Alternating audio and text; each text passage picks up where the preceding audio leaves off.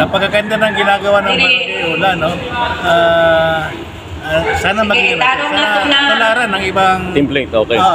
Tularan ng ibang barangay dito sa Davao City, and hopefully umusad na yung ating barangay drug-clearing program. So ito yung ating pinapangarap na tulong lahat ng barangay, at ginagawa ito.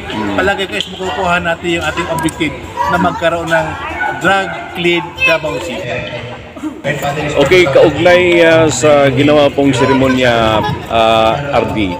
So alam ko, hindi lang ito ang una, marami pang gagawin ninyo. So ano pong dabawin niyo sa pamumuno po ninyo ngayon sa PDEA? Well, dalawang parte ang ating kampanya kontra illegal drugs. So, yung supply reduction na sinasabi, ito yung paghuli doon sa mga nagbebenta. Sige na, mag-ampok sa pangalawa yung ating demand reduction. Ito naman is yung pagbibigay kaalaman sa ating mga kabayan na huwag pumatol o ma-involve sa illegal drugs activities. Siguro kung dalawang yan ay magtatagpo at lahat ng mga barangay dito sa Davao City ay gagawin yan, makakagiyan sa aming trabaho.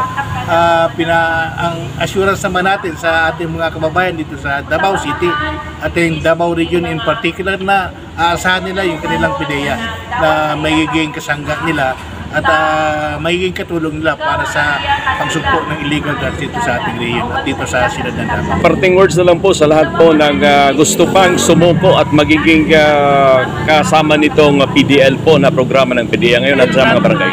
Nanawagan tayo sa iba pa natin mga kababayan at dadalawang isip na isubmit yung sarili dito sa programa ng ating pamahalaan. Ito na po yung pagkakataon. Huwag po kayong maya, huwag po kayong matakot.